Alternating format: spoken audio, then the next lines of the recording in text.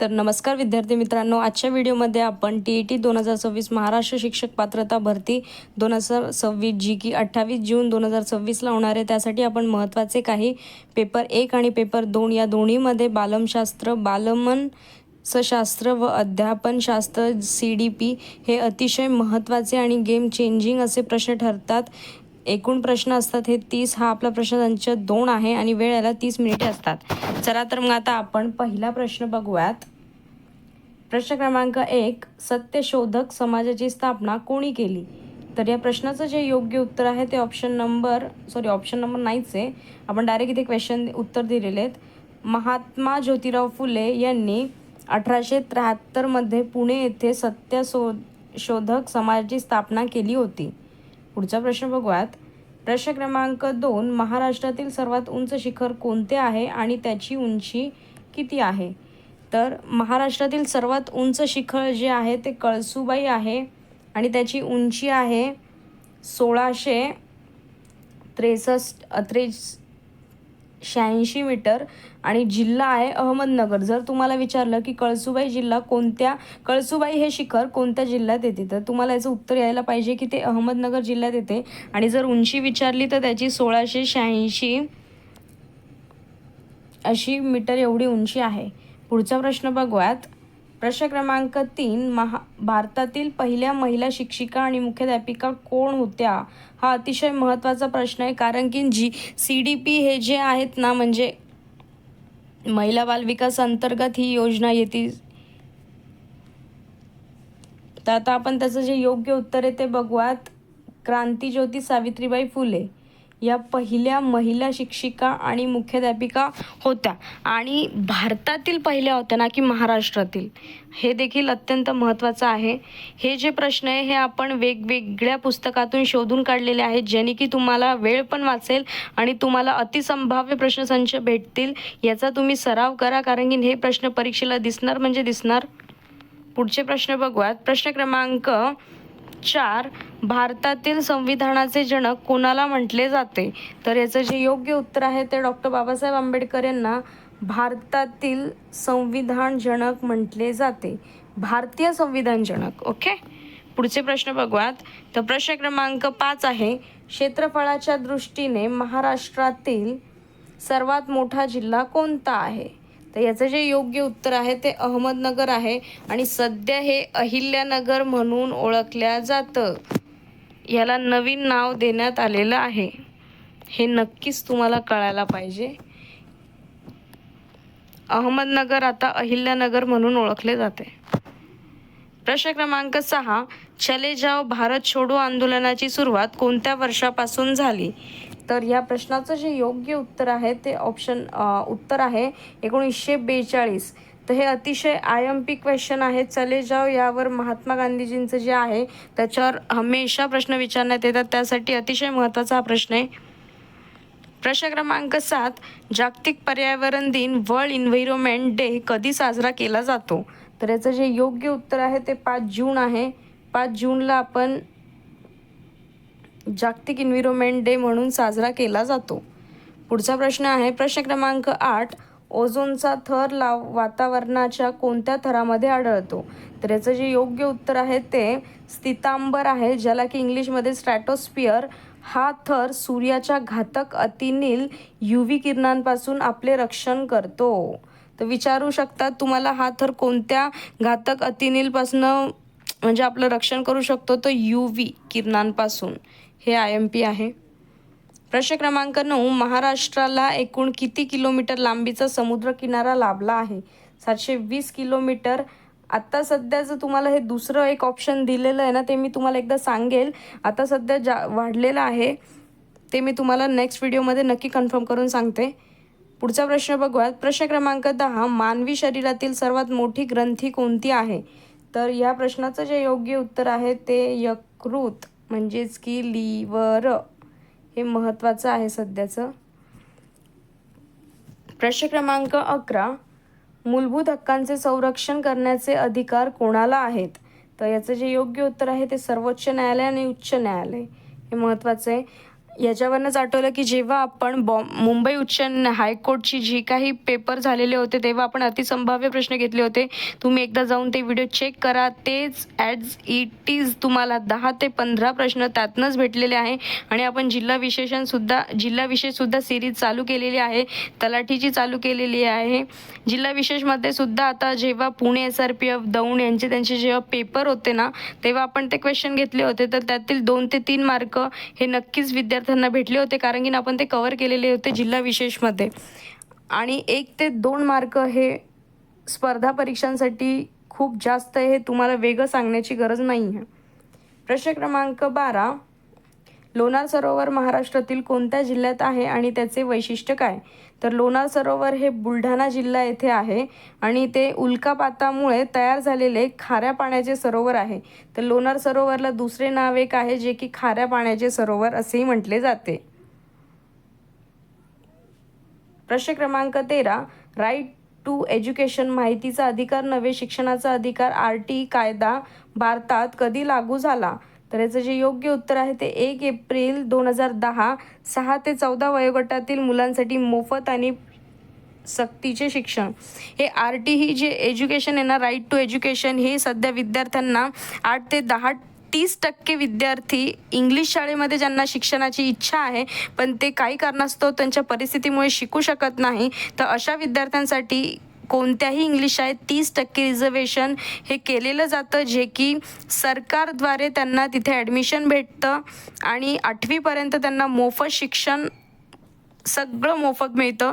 त्यासाठी ही योजना माहितीची आणि ह्याच्यावर तर हमखास तुम्हाला प्रश्न येणार आहे आणि हा IMP क्वेश्चन आहे. याला नक्कीच तुम्ही स्टारच करून ठेवा, कारण की तुम्हाला TET म्हणल्यावर शिक्षक पात्रता भरती आणि त्याच्यात RT ही योजना कधी आणि केव्हा आणि कोणासाठी लागू झालेली आहे हे तर IMP क्वेश्चन आहे. प्रश्न क्रमांक 14. महाराष्ट्राचे आराध्य दैवत छत्रपती शिवाजी महाराज यांचा जन्म कोणत्या किल्ल्यावर झाला? तर याचं जे योग्य उत्तर आहे ते शिवनेरी किल्ला आहे, जिल्हा पुणे. तुम्ही संभाजी महाराज आणि शिवाजी महाराज यांच्यामध्ये कन्फ्यूज होऊ नका, कारण की ह्याच्यासाठी आपण एक स्पेशल व्हिडिओ बनवलेला आहे. आत्ताच आपण रिसेंटली 3 दिवसा पहिले तो पोस्ट केलेला आहे. एकदा जाऊन नक्की चेक करा. त्याच्यानंतर तुम्ही कन्फ्युजन होणार नाही या 2 व्यक्तींमध्ये. पुढचा प्रश्न बघूयात. प्रश्न क्रमांक 15.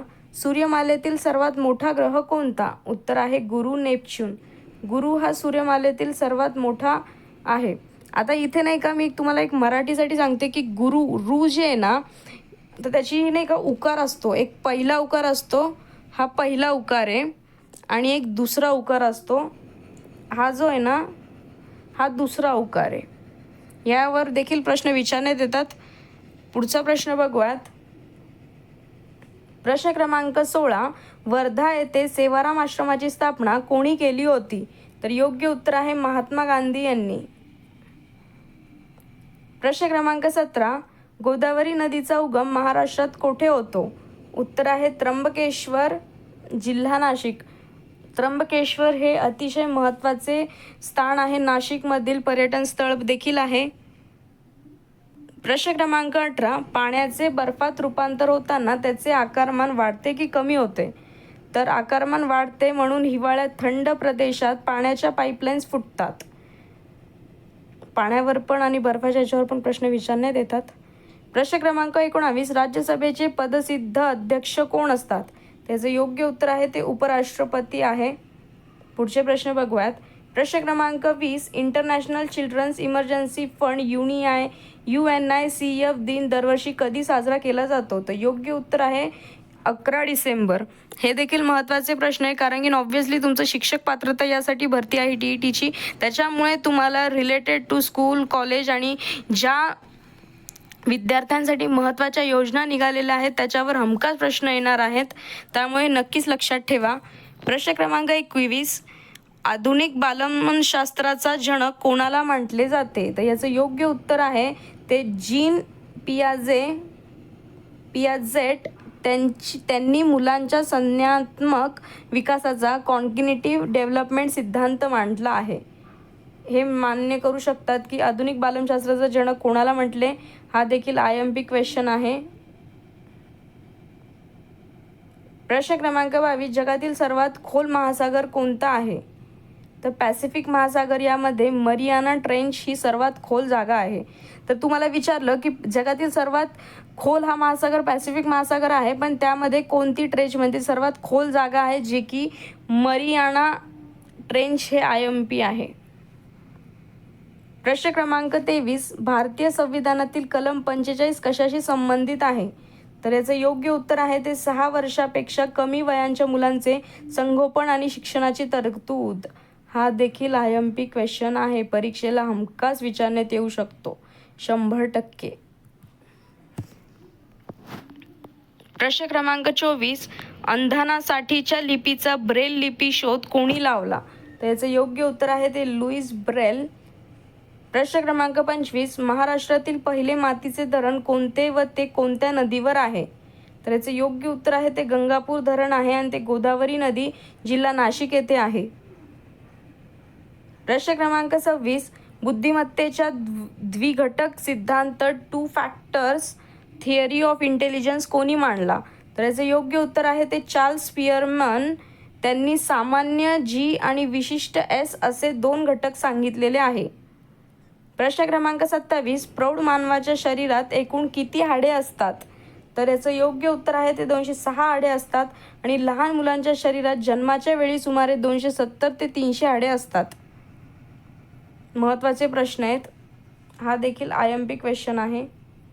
मी जे IMP दिले ते तुम्ही 200% शुअर आहे की ते विचारण्यात येईल म्हणजे येईल.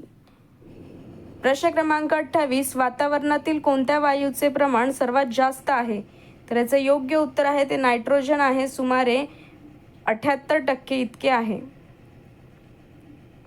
प्रश्न क्रमांक 29, लर्निंग डिसेबिलिटी शिकण्यातील अडचण अंतर्गत येणाऱ्या डिस्पेक्सिया हा विकार कशाशी संबंधित आहे? तर त्याचं योग्य उत्तर आहे तो वाचनाशी संबंधित आहे, रीडिंग डिसऑर्डर्स.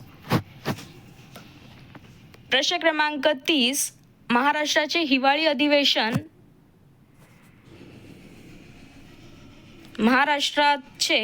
अधिवेशन कोठे भरते?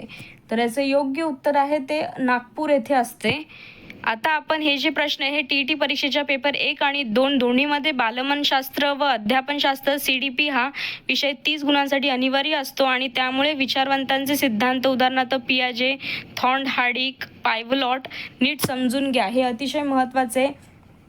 हे बघा, तुम्हाला मी क्लिअरली बोलते की मराठी, इंग्लिश, गणित, बुद्धिमत्ता हे तर प्रत्येक जणच करतं, पण जर आपल्याला मेरिटमध्ये स्कोर करायचा असेल तर तुम्हाला CDP हा अत्यंत महत्त्वाचा विषय आहे.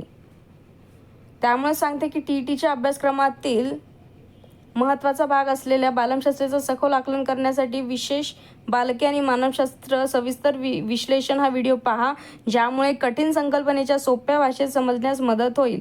हा व्हिडिओ तुम्हाला IMP व्हिडिओ असा ठरणार आहेत कारण की यामुळे तुम्हाला 30 पैकी 30 प्रश्न उत्तर मिळणार म्हणजे मिळणार. त्यामुळे सांगते की व्हिडिओ आवडला असेल चॅनलला लाईक, शेअर अँड सबस्क्राईब करा. व्हिडिओवर नवीन असेल चॅनलवर तर फॉलो करायला विसरू नका. अतिशय महत्त्वाचे प्रश्न आहेत आणि तुम्हाला हे 10 ते 20 मिनिटाचा व्हिडिओ डेली बघण्यासाठी काही अवघड नाही आहे. जर तुम्हाला ही परीक्षा तुम्ही चांगल्या प्रकारे पास होईल तर मला कॉमेंटमध्ये नक्की सांगा की यातील तुम्हाला किती प्रश्नांची उत्तरं येत होते. परीक्षा फार दूर नाही आहे. 28 जून म्हटल्यावर आज 1 जून आहे, त्याच्यामुळे तुम्हाला तयारीला लागायला हवंच होतं. तुम्ही पण अजून देखील नसेल लागले तर हे व्हिडिओ बघा. तुम्हाला अतिशय महत्त्वाचे आणि अत्यंत उपयुक्त असे ठरतील हे प्रश्न. धन्यवाद.